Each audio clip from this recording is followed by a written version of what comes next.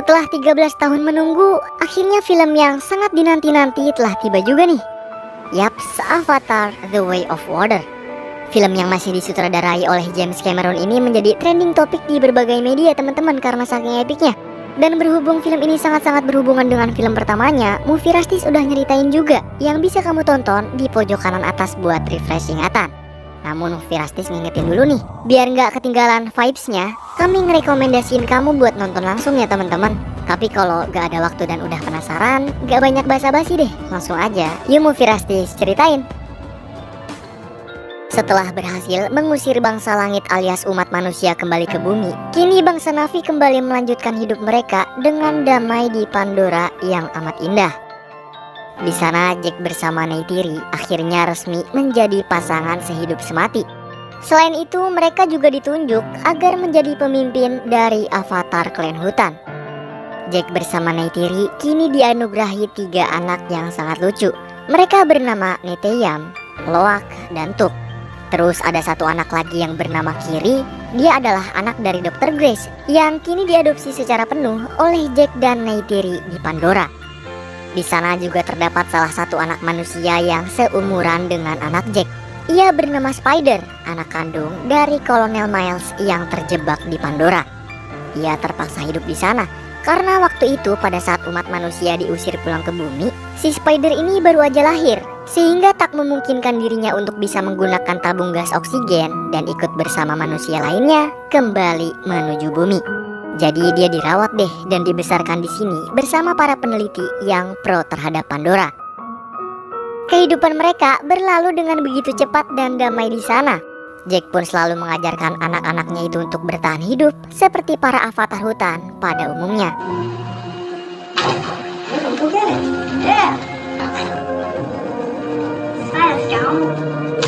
Sayangnya kedamaian itu tak berlangsung lama karena pada saat mereka sedang melihat pemandangan bintang di malam hari, tiba-tiba di sana terlihat bangsa langit yang mulai kembali datang dan berniat akan merebut Pandora dari bangsa Na'vi.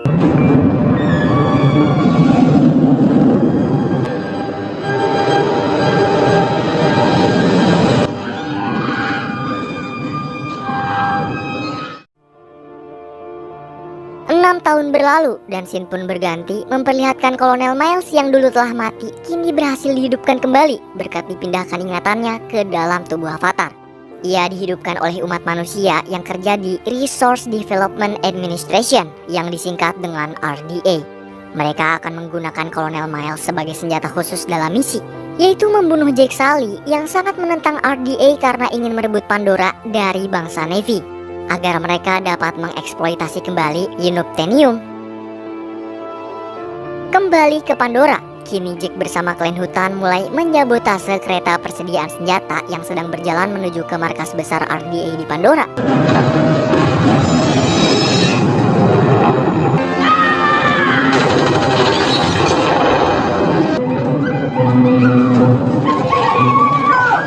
Sayangnya karena Loak mengabaikan perkataan ayahnya untuk mengawasi musuh di sekitar, akhirnya Neteyam pun harus terkena imbas, yaitu merasakan ledakan bom oleh salah satu pesawat tempur milik RDA yang membuat dirinya harus terluka cukup parah.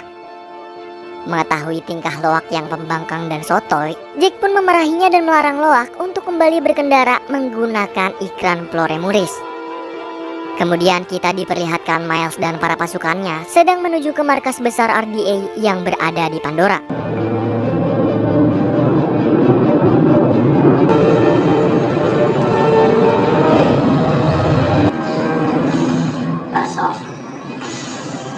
Di sana ia bertemu dengan Jenderal Ardmore yang langsung memberinya sebuah misi untuk pergi ke markas mereka yang dulu. Namun kedatangan kolonel bersama anak buahnya ternyata dibarengi nih sama kedatangan para bocah dari klan hutan yang sedang bermain di sana. Di markas terbengkalai, kolonel melihat bekas pertarungannya dulu melawan Jack dan mayat manusianya yang hanya sisa tengkorak tertancap panah. Setelah melihat rekaman pun, ia juga bertekad untuk membalaskan dendam kepada Jack dan Neytiri karena telah membunuhnya. Sedangkan Loak masih mengintai dan segera melaporkan kejadian tersebut kepada Jack. Akan tetapi di saat Jack menyuruh mereka untuk kabur dari sana, tiba-tiba mereka semua malah tertangkap dan dijadikan tahanan oleh rombongan kolonel.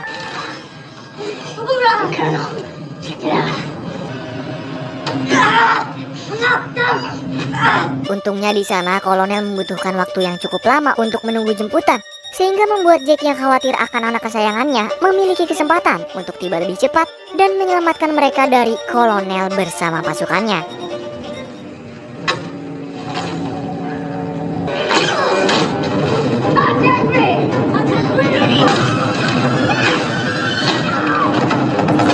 Di saat Neytiri hampir ditembak dari belakang oleh salah satu anak buah kolonel, di sana muncul Neteyam yang langsung menyelamatkan ibunya dari bahaya. Awalnya Jack bersama Neytiri berhasil tuh membantai setengah pasukan dari kolonel dan membawa bocah-bocahnya kabur dari sana. Tapi naas, Spider jatuh ke dalam jurang nih guys, yang bikin dirinya kembali tertangkap dan dibawa menuju ke markas besar RDA oleh kolonel.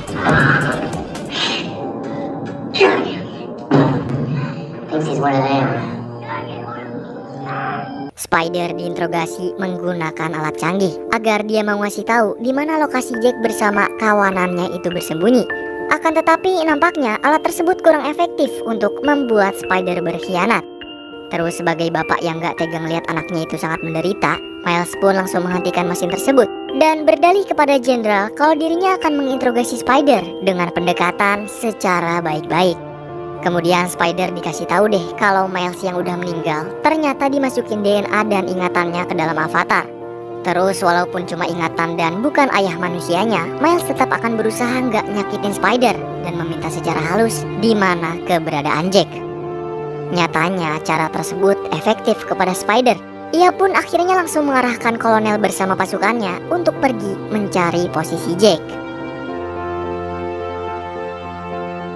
Di sisi lain, Jack menyadari kalau keluarganya nggak aman dan pasti jadi incaran oleh pasukan Kolonel Miles. Ditambah dengan diculiknya Spider, besar kemungkinan RDA akan mengetahui posisi mereka saat ini.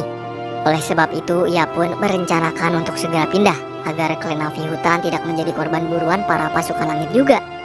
Pada akhirnya Jack langsung memberi tahta kepemimpinannya oleh Khan of the Omaticaya kepada salah satu avatar yang ia percaya untuk memimpin klan hutan selanjutnya, dan segera pergi untuk bersembunyi serta menyelamatkan keluarganya dari ancaman para pasukan langit.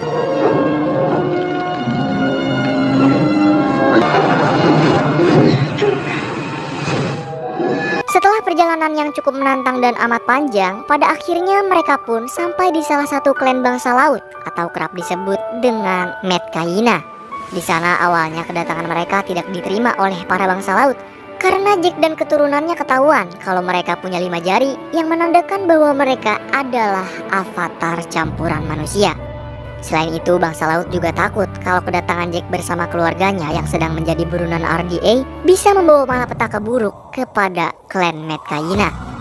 Lalu Neytiri pun berusaha menjelaskan kalau mereka ini murni telah menjadi bangsa Na'vi seutuhnya, dan Jack sendiri adalah Turuk Makto, mantan pemimpin klan hutan. Kemudian Jack juga memohon dengan meminta perlindungan agar keluarganya dapat bergabung dengan klan Metkayina atau bangsa laut.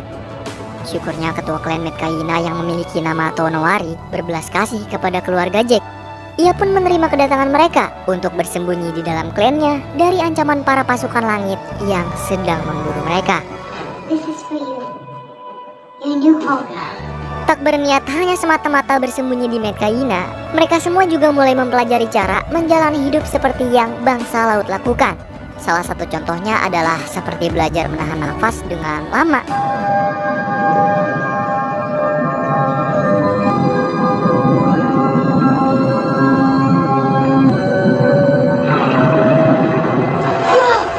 Sedikit demi sedikit mereka pun mulai mencoba hal baru di lautan, karena sejak dahulu mereka terlalu sibuk bertahan hidup di liarnya hutan belantara.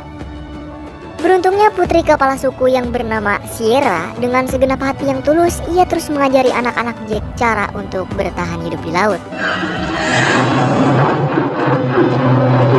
Berbeda dengan Nete yang bersama Loak, Kiri bersama Tuk justru merasakan seperti memiliki ikatan spesial dengan seluruh misteri lautan. Nah, dia ini kayak punya kekuatan tersembunyi gitu teman-teman. Terlihat dari dia yang bisa nahan nafas lama dengan mudah dan dapat bermain-main dengan biota laut. Selain anak-anak, Jack di sana juga mulai belajar cara mengendalikan ikan terbang.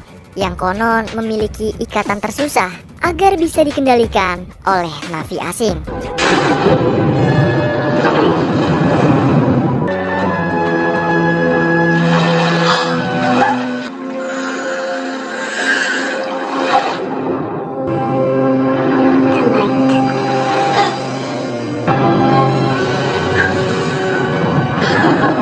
Sayangnya nih, ada satu bocah anaknya kepala suku yang bernama Aonung. Nah, dia ini dan adik-adiknya terus ngebully Loak juga yang lain, hingga pada akhirnya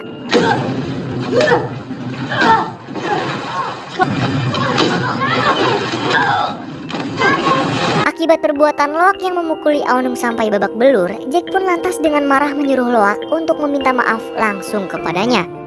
Dengan segenap hati antara tulus dan enggak, akhirnya Loak pun kembali menemui Aonung dan langsung meminta maaf kepada dirinya. Di sana awalnya Aonung menerima permintaan maaf dari Loak nih. Akan tetapi ternyata niat jahat kembali dilakukan oleh Aonung bersama teman-temannya, yaitu dengan mengajak Loak untuk berburu ikan di luar karang ke pulau yang sering disebut dengan Batu Tiga Bersaudara. Nah, Loak disuruh buat berburu ikan, tapi ternyata dia ditinggalin. Dan darah yang keluar dari badan ikan buruan Loak mengundang satu ikan besar yang berusaha membunuhnya.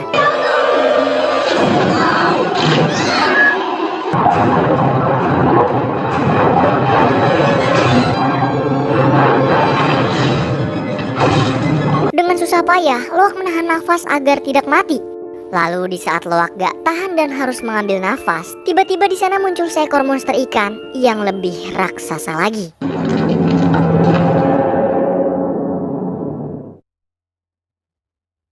Loak ternyata masih hidup.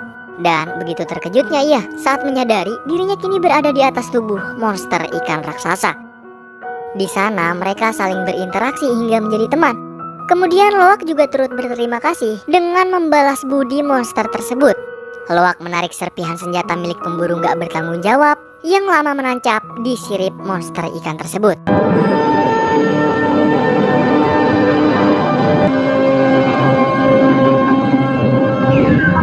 Di sisi lain, Jack sebagai orang tua Loak yang tiba-tiba mendapat pengakuan dari Aonung kalau anaknya sedang terjebak karena ulah dia di Pulau Tiga Batu Bersaudara, akhirnya bergegas deh bersama para bangsa laut menuju ke pulau itu untuk menyelamatkan Loak. Syukurnya mereka berhasil kembali menemukan Loak yang entah bagaimana masih bisa hidup. Akan tetapi bukannya di alam, Loak lagi-lagi harus menerima amarah dari ayahnya nih. Karena entah kenapa, di sana Loak malah nutupin kejahatan biadab si Aonung dan mengaku kalau dia pergi keluar pulau atas kemauannya sendiri. Wah, bisa-bisanya ya dia kayak gitu. Padahal nyawa dia sendiri loh yang jadi taruhannya. Ternyata usut punya usut, Loak emang sengaja menyalahkan dirinya sendiri dengan tujuan agar Aonung tidak dimarahi oleh kedua orang tuanya, juga menjaga martabat keluarganya. Kemudian perbuatan Loak yang berhasil menyentuh hati Aonung pun akhirnya membuat mereka kini berteman dengan sangat baik. Di keesokan harinya, Loak mulai menceritakan monster raksasa yang ia temui kepada teman-temannya di sana. Terus si Rhea yang mengetahui kalau monster tersebut bernama Tulkun langsung menjelaskan tentang asal-muasal monster tersebut. Diceritakanlah, Tulkun sebenarnya pasti selalu berjalan bersama rombongannya. Namun hanya ada satu nih Tulkun yang selalu menyendiri. Dia adalah Tulkun yang memiliki nama Payama. Jadi Payama ini sengaja diasingkan oleh rombongan Tulkun lain karena dia dikenal sebagai Tulkun pembunuh. Karena cuma dia satu-satunya Tulkun yang hidup di antara rombongannya. Mengetahui hal itu dan gak percaya kalau Tulkun yang udah nyelamatin dia dituduh sebagai pembunuh, Loak pun penasaran akan kejadian sebenarnya dan segera pergi kembali ke Pulau Tiga Batu Bersaudara untuk menemui sahabatnya yaitu Payama dan bermain bersamanya di sana.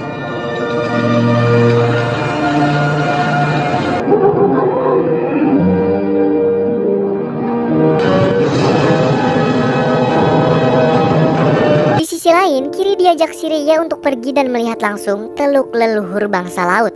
Awalnya semua baik-baik aja saat Kiri menyambungkan tali kehidupan ke pohon tersebut.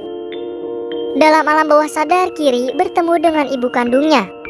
Namun tak lama kemudian, tiba-tiba Kiri seperti kena setrum guys, dan langsung gak sadarkan diri seketika. Melihat anak adopsinya itu gak sadarkan diri, akhirnya Jack pun memanggil pertolongan dari peneliti yang ada di klan hutan.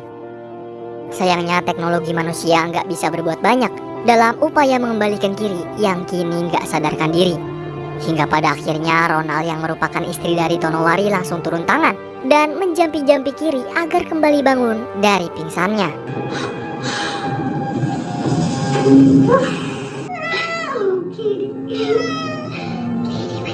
Di sisi lain, kolonel bersama pasukannya terlihat sedang mempersiapkan diri untuk pergi menuju ke klan hutan dan mencari keberadaan Jack. Selain itu, ia juga berencana akan mempelajari hidup seperti para bangsa Na'vi agar bisa lebih berbaur seperti Jack sebelumnya.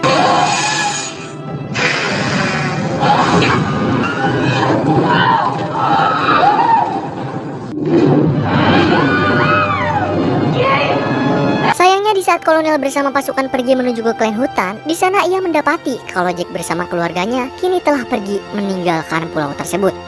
Pada akhirnya kolonel pun kembali ke markas RDA dan kembali berkumpul bersama jenderal untuk merencanakan misi pencarian Jack di pulau-pulau yang ada di Pandora.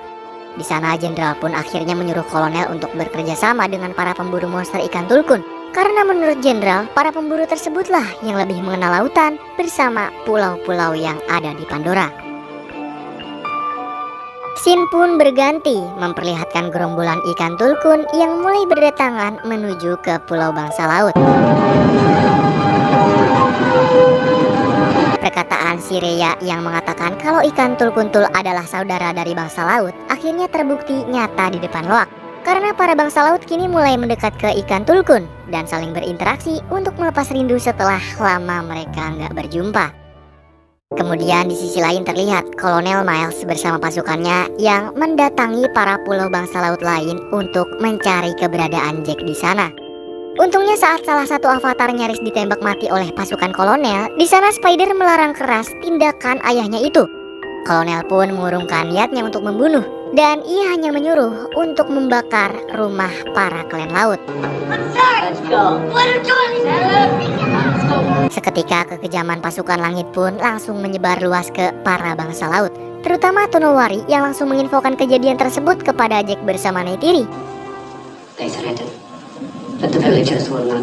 Di pulau Tiga Batu Bersaudara, Loak lagi pengen ngebuktiin ke teman-temannya nih kalau Payama itu bukan seekor tulkun pembunuh dengan mengkoneksikan dirinya.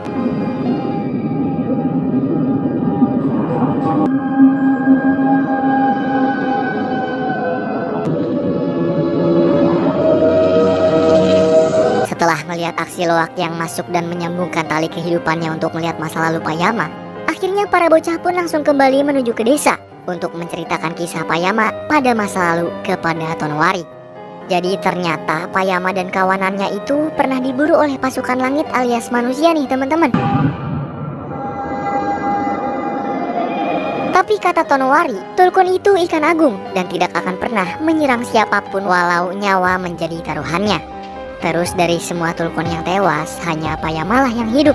Dan ia pun harus menanggung titel sebagai tulkun pembunuh dan bertanggung jawab atas kematian semua kawanannya. Waduh, kasihan banget ya kalau kayak gitu. Udah kehilangan keluarganya, terus diasingkan pula oleh ikan lain. No respect lah. Di keesokan harinya, kita kembali diperlihatkan kapal milik para pemburu sedang bersiap menangkap salah satu rombongan ikan tulkun yang baru aja berkunjung dari Pulau Tonowari sebelumnya. Salah satu induk dari rombongan ikan tulkun akhirnya menjadi sasaran empuk dari para pemburu yang sangat mahir menangkap ikan tulkun. Pada akhirnya, induk tulkun tersebut pun terpaksa tewas dan langsung dieksekusi oleh para pemburu untuk diambil cairan otaknya.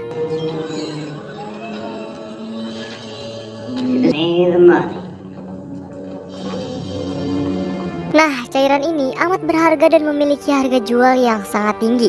Soalnya bisa bikin awet muda gitu, bre. Umur yang minum bakal stuck di situ-situ aja.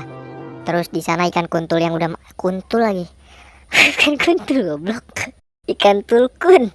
Nih, skripnya gimana sih? Terus di sana ikan tulkun yang udah mati biasanya akan ditenggelamkan. Namun kali ini kolonel memaksa para pemburu untuk mengapungkan ikan tulkun yang telah mereka buru dengan tujuan agar menarik perhatian klan laut dan memancing Jack keluar. Ternyata bener aja, belum lama rencana kolonel itu dilaksanakan, kini para bangsa laut pun langsung mengetahui aksi pembantaian pasukan langit kepada ikan yang sudah seperti saudara mereka itu. Merasa mulai banyak saudara dari para bangsa laut yang dibantai sejak keberadaan Jack datang ke Metkayina, kini mereka semua pun mulai menyalahkan kehadiran Jack bersama keluarganya. Dan akibat dari kejadian tersebut, para klan laut amat marah. Mereka juga akan bersiap untuk bertarung melawan bangsa langit mulai saat ini. Namun, Jack berusaha menenangkan mereka dan mengatakan hal yang amat pahit, bahwa kekuatan pasukan langit itu nggak ada lawan, dan memohon agar mereka bersabar, juga memilih saat yang tepat untuk membalasnya. Lalu satu-satunya cara agar mereka tetap aman, mereka menyuruh agar saudara ikan tulkunnya itu pergi jauh, supaya nggak diburu lagi oleh para pemburu ikan tulkun. Akhirnya semua mendengarkan ide Jack dan mulai menjalankan rencana dengan memberitahu tulkun-tulkun lain. Sedangkan Loak, dia juga berusaha untuk ngasih tahu Payamat, apalagi kan dia tulkun sebatang kara yang pasti nggak diacuhkan siapapun. Akan tetapi saudara dan teman-temannya yang melihat Loak akan melakukan hal gila itu pun lantas mengikutinya menuju ke Pulau Tiga Batu Bersaudara. Sayangnya setiba mereka di sana, Payamat telah dijadikan sasaran empuk oleh para pemburu. Kemudian Neteyam pun langsung mengabari Jack agar pergi menyusulnya dan menolong Payama yang sedang diambang kematian. Kembali ke bocahan yang lagi berusaha banget buat melepaskan tanda yang telah menancap di Payama. Setelah berhasil melepaskan tanda sembari menunggu Jack tiba bersama para bangsa laut, kini mereka juga mulai berpencar untuk mengalihkan perhatian para pemburu dan juga kolonel yang sedang mengejar mereka.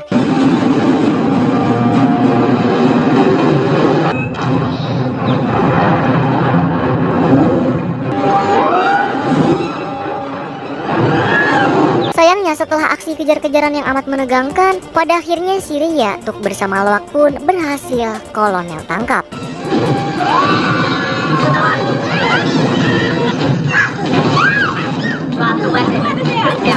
Mereka kini dibawa dan dijadikan tawanan oleh kolonel di atas kapal, sehingga membuat Jack harus merelakan dirinya sendiri untuk melakukan pertukaran dengan anak-anaknya di sana. Beruntung di saat Jack sedang maju perlahan dan berniat akan menyerahkan diri, tiba-tiba di sana muncul. Berkat bantuan Payama yang mulai menyerang kapal lebih dulu, kini Jack bersama yang lainnya pun mulai memberanikan diri untuk bertarung melawan pasukan langit.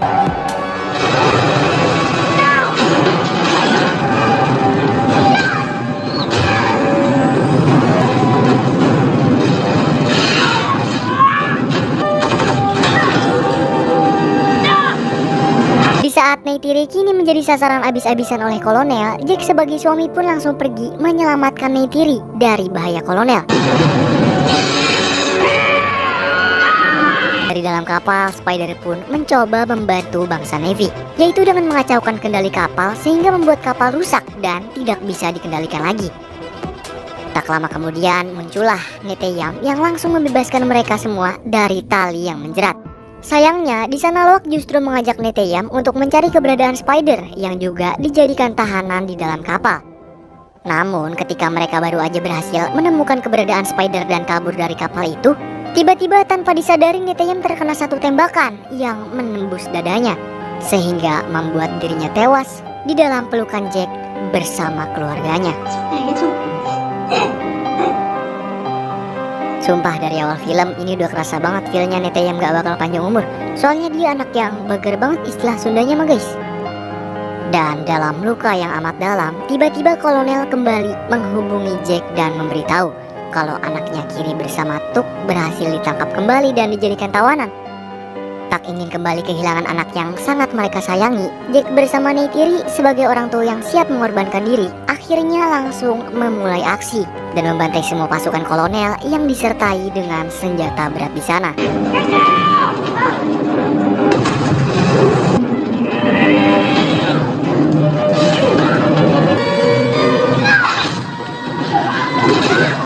Di saat hanya menyisakan kolonel seorang diri, dengan liciknya ia malah mengancam Kiri di depan Jack. Namun dengan cerdas, Neytiri juga langsung mengancam kolonel dengan Spider, yaitu anak ditukar dengan anak. Dengan penuh pertimbangan, kolonel yang gak tahan melihat anaknya itu diancam langsung melepaskan Kiri. Sayangnya di saat mereka semua berhasil mengumpulkan seluruh keluarganya, Jack justru terpancing emosi oleh kata-kata yang dilontarkan oleh kolonel, sehingga membuat dirinya kembali naik ke atas kapal dan akhirnya kembali berduel melawan kolonel di sana. Melihat api yang mulai menutupi jalan keluar, mereka juga gak bisa nyebrang dan akhirnya kembali ke atas kapal. Namun sayangnya di sana Tuk terseret arus dan membuat ia bersama ibunya terjebak di salah satu ruangan yang mulai dipenuhi oleh genangan air. Di sisi lain, Jack juga bertarung mati-matian melawan kolonel agar ia tak kembali lagi mengancam keluarganya suatu hari nanti.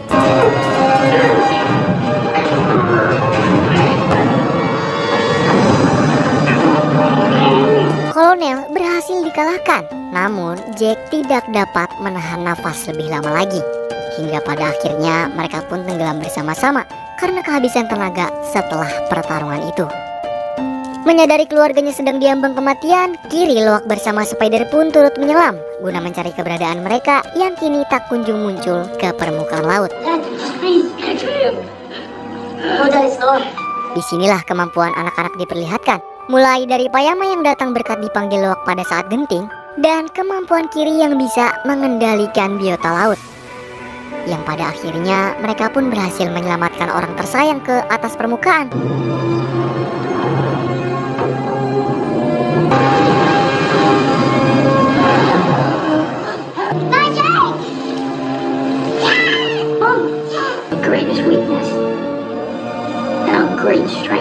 Dari sisi lainnya, ternyata secara diam-diam Spider juga menyelamatkan ayahnya nih teman-teman. Waduh, di sana ia juga diajak kolonel untuk kembali hidup bersamanya. Akan tetapi Spider gak mau dan lebih memilih tinggal bersama keluarga Jack di klan Metkayina.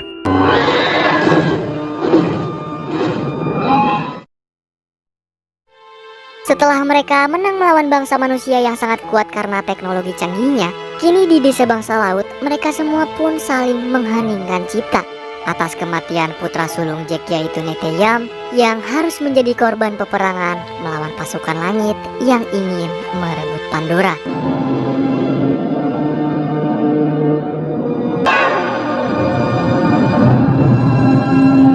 Dari semua kejadian tersebut, perjuangan mereka tetap berlanjut. Dan kemudian film pun selesai.